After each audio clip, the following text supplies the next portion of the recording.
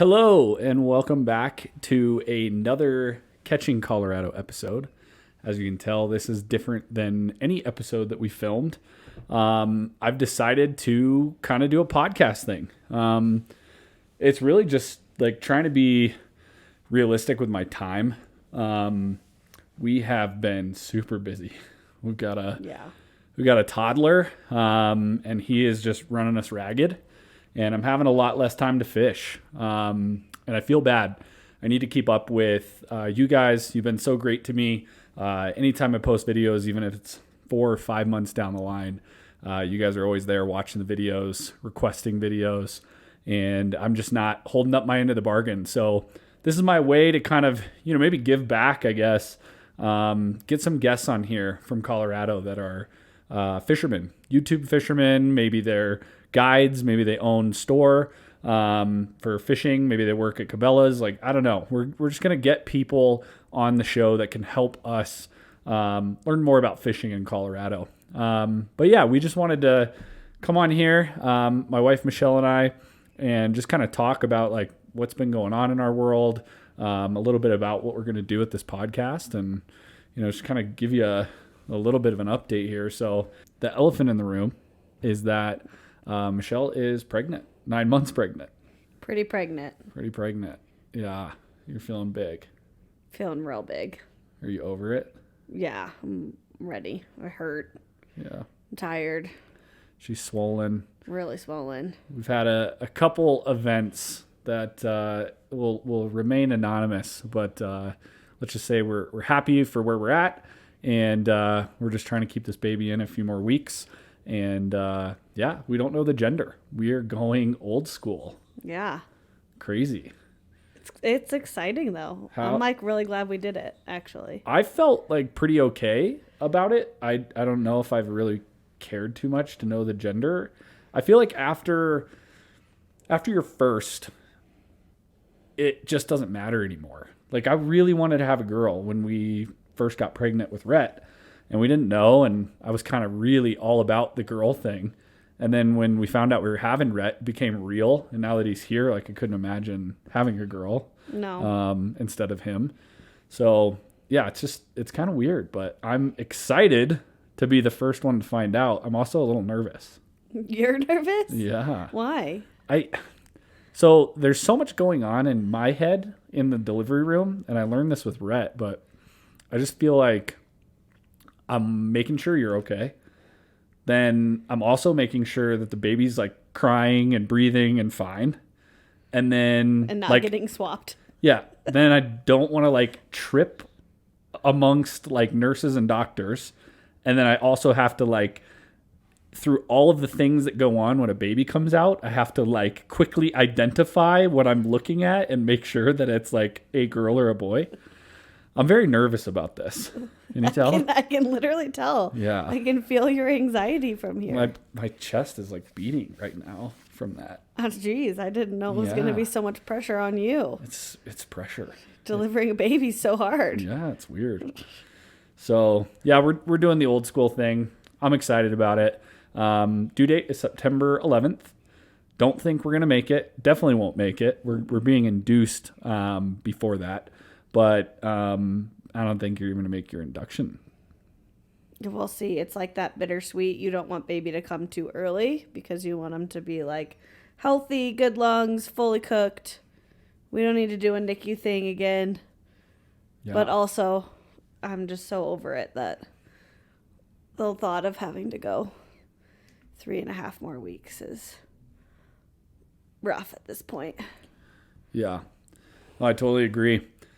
We've gotten through a lot, and this will be over soon for us. We'll be unpregnant. I feel like over soon sounds terrible. No, like the pregnancy will be over soon. The pregnancy will be The pregnancy part is the rough part. So a little bit. The end is rough. Yeah, once the baby's out, we'll be feeling better. So that's been thing number one that's kind of consumed our time. What else? Man.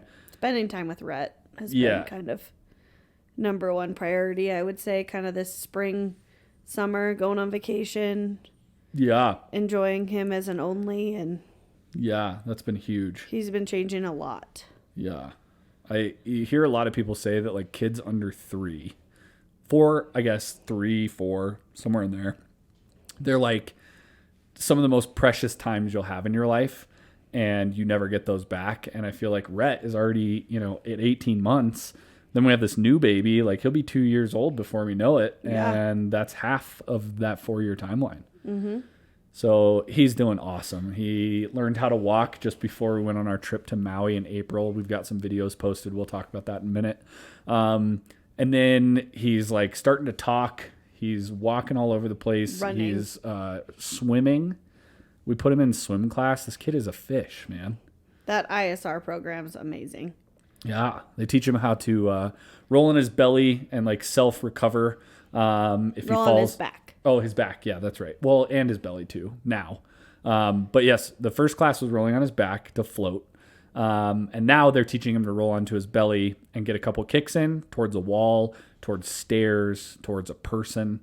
And then if he can't make it, he'll flip back onto his back and breathe and then flip back over and get to the wall. It's amazing. Yeah, it was really hard to watch in the beginning.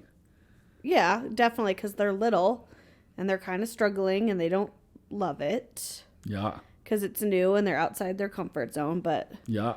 it has been totally worth it, I think, now that it's clicked for him and he enjoys it and he like is upset now when we leave the pool. Yeah. It reminds me of that Nirvana cover where they just like throw the baby in the pool. That's Is that Nirvana or Blink-182? Nirvana. Oh, okay. I'm pretty sure. Yeah. There was like a huge lawsuit. Side note, the dude that was the baby of that cover like sued for like Because his ween was out. Yeah, for like nudity when he was underage and said that he didn't consent to it. Oh man. And I think he won. Yeah, well, that's the society we're in today. So, anyways, you can cut that stuff out, but I'll leave it. So yeah, awesome watching him swim. We went to Maui. That was a big reason why we've been so busy. well, and why we did a lot of these swim lessons when we did as well, because we wanted him to be comfortable Yeah. on a 2-week vacation where we were going to be around a lot of water. Yeah. No, it was cool to know that he could like take care of himself if he needed to. He knew how to float. He knows how to breath hold. It's really cool what they can do at that age. But yeah, that was a big part of it. We spent 2 weeks in Maui.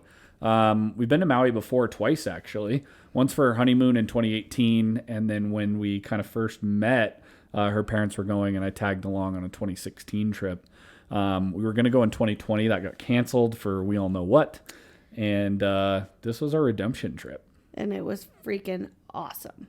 Yeah, 2 weeks. 2 weeks was so worth it. What was your favorite part?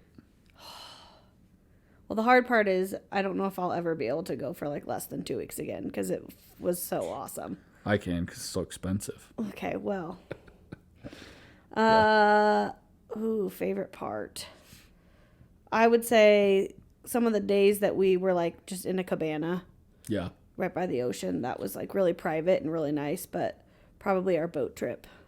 Which one? Oh, good point. Our snorkel boat trip. Snorkel. Yeah. Snorkel was sweet. We went over to Molokini. If you've never been to Maui or Hawaii in general, Molokini is a crater that's kind of formed in the middle of the islands there. There's like a couple, Lanai sits on one side. And I always forget the name of the island behind Molokini. It's an uninhabited one. Yeah. I can't remember either because it's not one that's talked about because Yeah. you Molokini don't visit it. is kind of protected on almost all sides. It's a big kind of horseshoe looking thing. Yeah, it's a crater and very, very clear snorkeling. Amazing time. It was raining. It was really wet and we had a blast. It was so fun. So great. We got some photos I'll try to put up in the podcast so you guys can see. We took some cool underwater photos of Michelle as our pregnancy announcement, actually. So, yeah, that was really fun.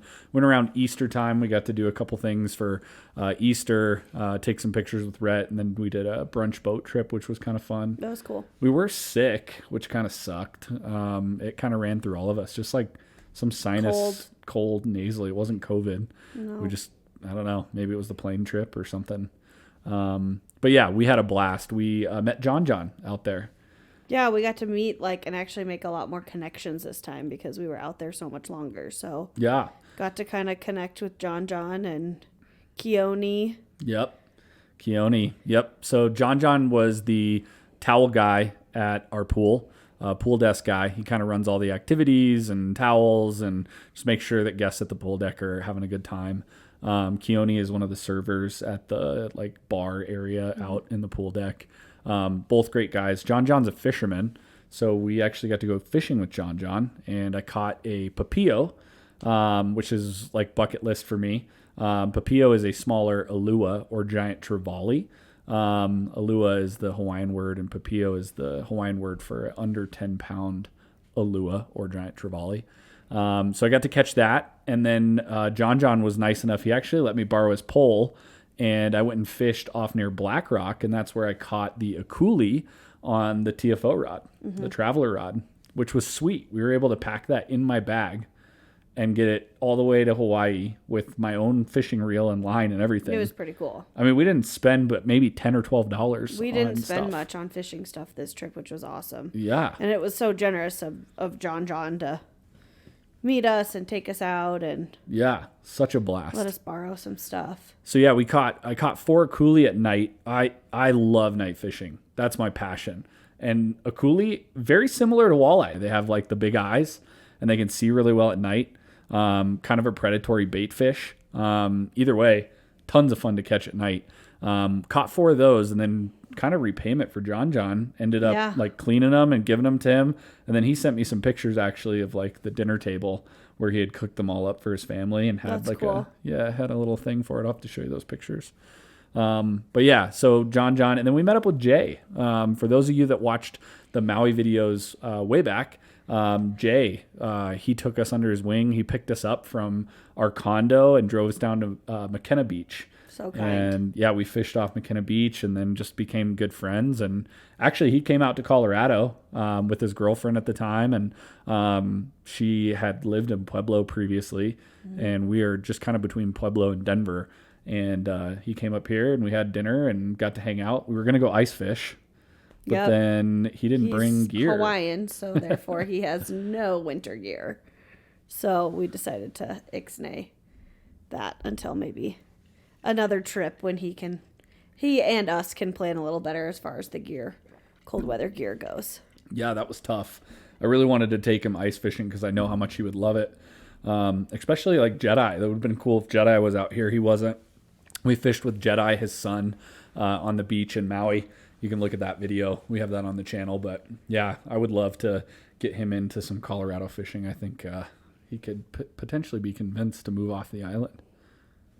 Yeah, except they want to move to Vegas. Yeah. The, what do they call it? The Fifth Island? Is that the Fifth Island? Yeah. So apparently there's a thing in Maui where most of the natives there, anybody who was born and raised there, is getting priced out. And so the next place that most of them move to is Las Vegas. I didn't know that, but it's a thing out there. It is a thing. Yeah. So yeah, Maui was a big one. Time suck for us. And then I actually have done a ton in the backyard. Yeah, we've been really focused on kind of getting whatever projects done around the house that we want to before the second one comes because time will be limited. Yeah.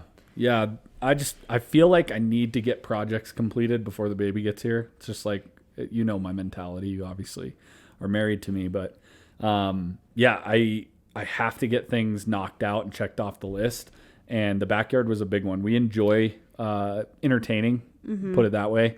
I do a ton of cooking. I do a lot of hosting, smoking meat, cooking on a griddle, all that stuff. And so we wanted to have a nice backyard space. So everything from planting trees, getting the grass to come back. We did a whole bunch of rock work. And then I built a putting green back there. And golf is kind of a second passion of mine. I usually golf 4 or 5 times a year. But the putting green was more kind of fun for Rhett, kind of a way to take up space and not have as much mulch back there. And it's been awesome. Rhett actually loves it. He loves it. We've had a lot of friends over since. Their kids love it.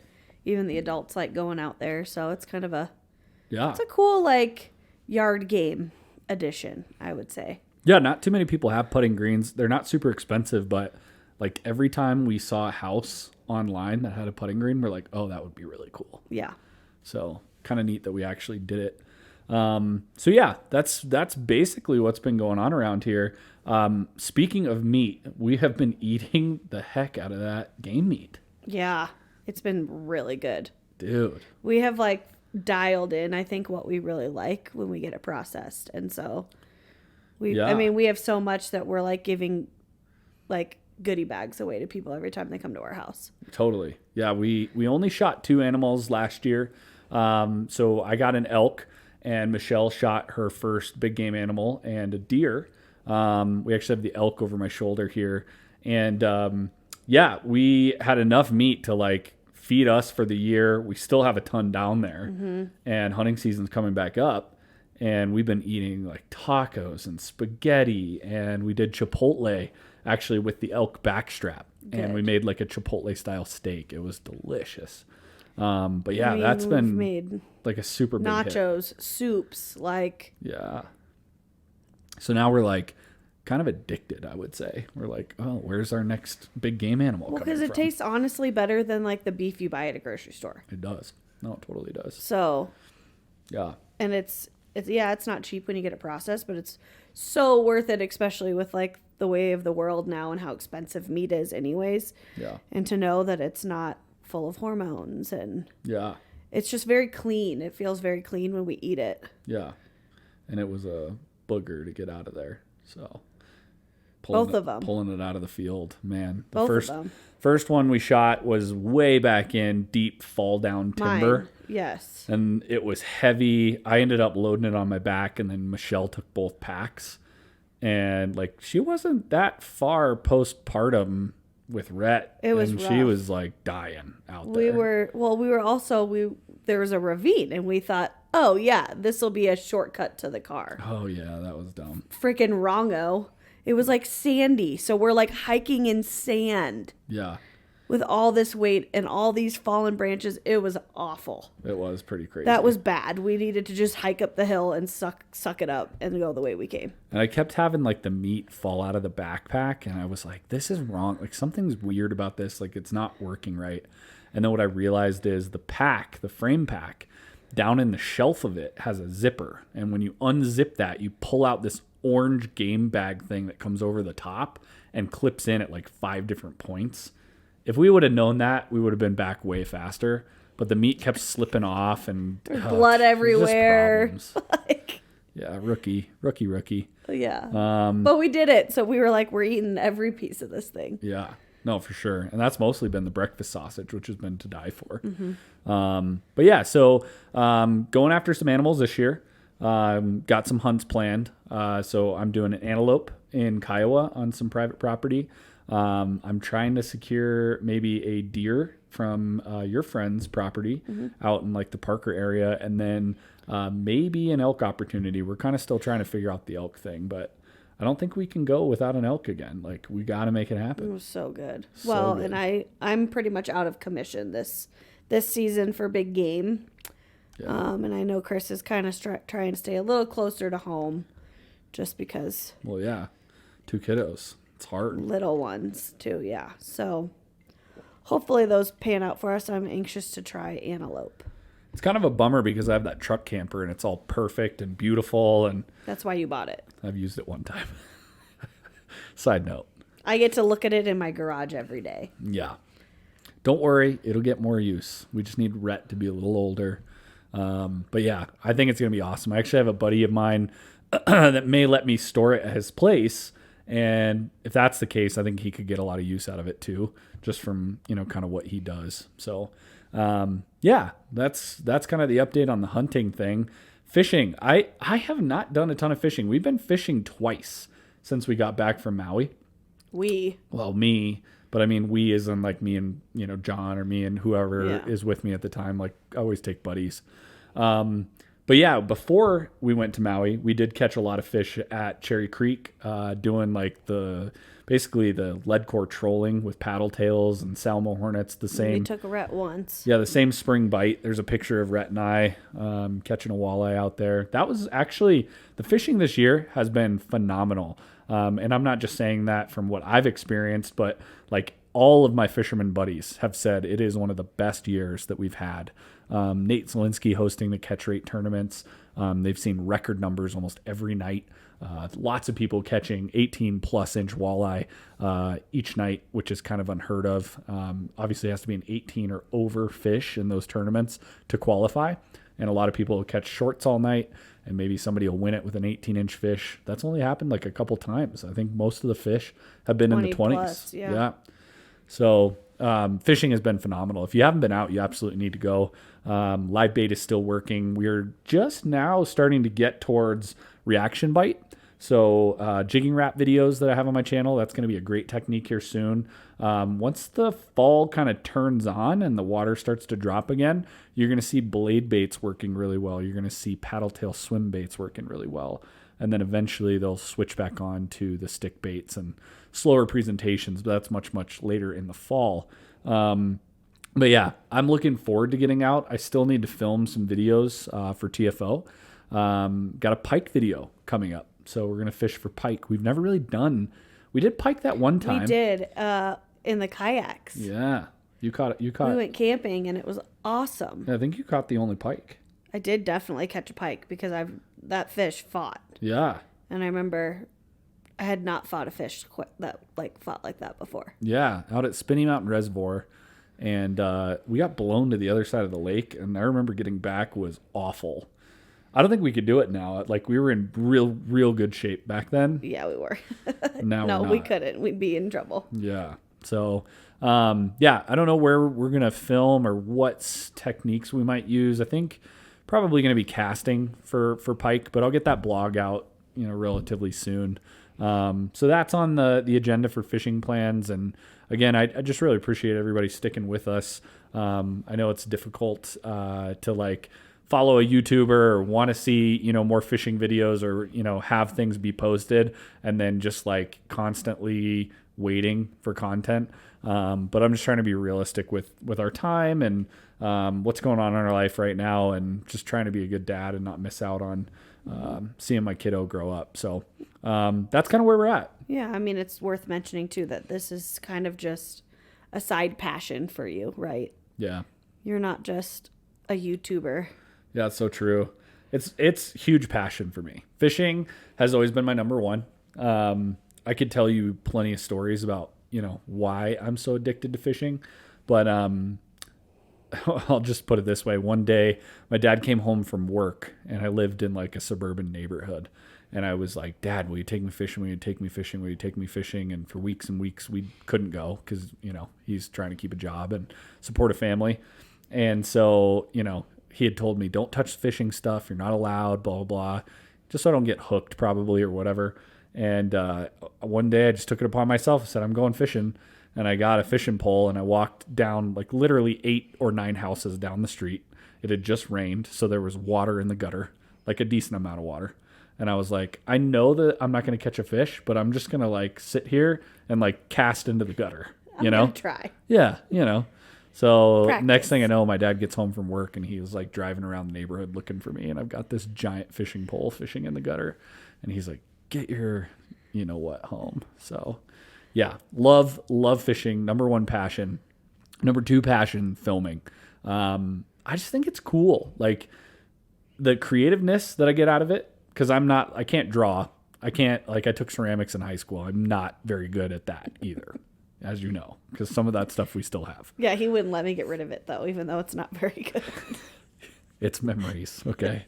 But yeah, I can be pretty artistic when it comes to video content, and I love it. So I want Rhett to be able to see us, in our 20s and our 30s and, us fishing when he was young and see himself. And I don't know, there's something we had camcorders growing up in the 90s, but not like today. Where we can actually sit down. When have you ever watched, my parents filmed every Christmas. Yeah. Have you ever sat down and watched yourself at Christmas when you were 7? No, mostly because we don't have a VCR. I don't even know where they are. But that's the point. They're so inaccessible that, you don't get to look back at them because it's too much of a pain. Yeah, it's like photos. Photos will never be, non-digital anymore. I know, but that part kind of sucks because I do like photo books. Yeah, photo books are great, but it's just too hard to keep them. They're just bulky and nobody knows where they're at and everything else. It's like everything is going to stay digital. But yeah, it'll be really fun when we're like 50, 60 and Rhett's like, oh, I want to look back and like see what mom and dad were in their 30s. Like that's going to be really cool. So I love that aspect of this channel. I love the fact that you all watch, and I want to keep stuff going. So we're gonna start the podcast. We're gonna just have guests on and see what we can do with it. And if it's something you enjoy, definitely let us know. A couple other things I wanted to talk about. We're starting our apparel company. Yeah. I started an LLC last year that kind of incorporates everything for catching Colorado. And again, what it kind of means to me is just more like if you go on a hike in Colorado, in my opinion, you're catching Colorado. You're out seeing what we have to offer in the state and why I love it personally so much. Mm-hmm. I'm not one of those like transplant slayers. Like I am a native, but I don't like call people out for moving here. I think it's great. I love the fact that people move here. It's helped, the economy. It's helped the state. I just want people to go out and enjoy it. So I'm a big like proponent of preaching. Like I'm a native here. I lived here my whole life and there's so many things here that I still haven't experienced. Mm-hmm. And I want you guys to get out and do that. So, if you like to hike, catch Colorado, if you like to hunt, you're catching Colorado. But mostly we're a fishing channel. We like to fish. We've done it, our entire lives. That's what we're really, truly passionate about. So we are going to start this apparel and we're going to try to just make it fun and make it Colorado. And, hopefully you guys enjoy some of it. I posted one gold foil fish t-shirt on my Instagram. Go take a look. Let me know what you think. That is going to be probably one of the released shirts that we're going to do. And then we are also going to do just like regular logo apparel, just Catching Colorado. It'll have my logo and it'll have, say Catching Colorado on it. We might try to do some stickers. And then I would love for you to like jump off with like women's gear. And yeah, including women's gear is like really important to me because, you've got some sponsorships and there's a lot of different other YouTubers that we follow and things. And in the hunting and fishing world, I understand that women are not the majority. Yeah. But it's so hard to find women apparel.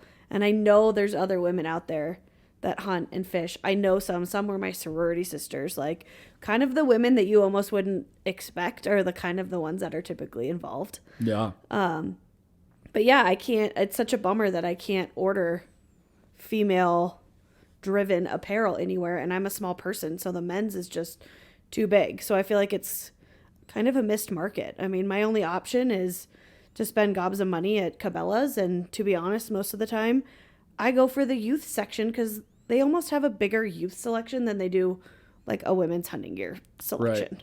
And I think a lot of times too, hunting gear is so practical. Like if you're buying a jacket, it's not going to fit like a women's jacket. It's going to fit like a hunting jacket. If you're buying a t-shirt, like that's meant for turkey hunting, it's not going to fit like a nice, breathable, low cut chest line. Well, I don't know exactly what girls look for in their clothes because I'm a dude, but what I'm saying is they just don't offer anything that's like what women would actually go after. They don't. Yeah. So I don't know. We're gonna get after it and see if we can come up with some things that you guys enjoy. So what I really love is if in the comments down below you could just put, what kind of shirts do you want to see? What kind of, hats? I'm all over the trucker hat thing. I know everybody loves trucker hats. I've ordered patches. I am trying to figure out exactly what kind of patch we want to do. But we will definitely get hats going. Shirts, number one, t-shirts. And then we might do some like sun shirts. We might do some pullover hoodies. I really like the pullover hoodies, either with or without strings, or even just pullover hooded shirts, hooded sweatshirts is maybe what they call them, that doesn't have the actual pocket on them. Mm-hmm. But either way, I think those are all super great for fishing and just like brisk mornings and stuff. But we're going to be doing everything here in this house. That's the other kind of update. We looked into stuff, but we just decided we're going to give it a go. Yeah, I mean, I've been into the t-shirt making things and stuff before. I have a Cricut. So making gifts and personalizing things has been something I've been doing for years. However, like that system is not great when you're trying to make stuff in bulk. Yeah. Like shout out to the Etsy people that make it work. That's a lot of work. A lot, yeah. And we tried it and we were like, this isn't going to work. Too much. Yeah. It's like just too much like weeding and All of like it. getting the materials together and waiting for the printer, and I don't know. We figured out a way we're going to do this where we literally will order the transfers, order the patches, heat press everything here at this house, and then ship it, and it'll be right to you, and it should be high quality. The other kind of, question is, what do you guys think is quality? Because to me, like heavyweight t-shirts are great, but like even this is the Av Stanley Cup shirt. It fits really tight in the arms, but it's like nice and soft and, really flexible material. And same with like the actual, screen print itself is flexible. And that is kind of nice. It feels good. But then some people like LA Street Style, they love that heavy, hard weight shirt with big, thick, bold screen prints. I think it depends what you think you're going to do in this t-shirt. Yeah, I guess it's true. That thick t-shirt, I ain't wearing it on a boat. Well, not in the middle of the summer. Yeah. So I almost prefer the thinner, wicking kind of lighter material. Yeah. So I know there's a connotation with like what is quality. Let me know down below. What do you guys want? Do you want soft shirts? Do you want flexible, breathable stuff?